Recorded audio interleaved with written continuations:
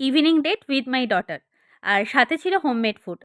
আসলে প্রতিদিন একসাথে খেলেও আজকে ওই একটু দুজনে সাজুগুজু করে বসেছি মা-মেয়ে খেতে, সেই জন্যই বললাম আরকি।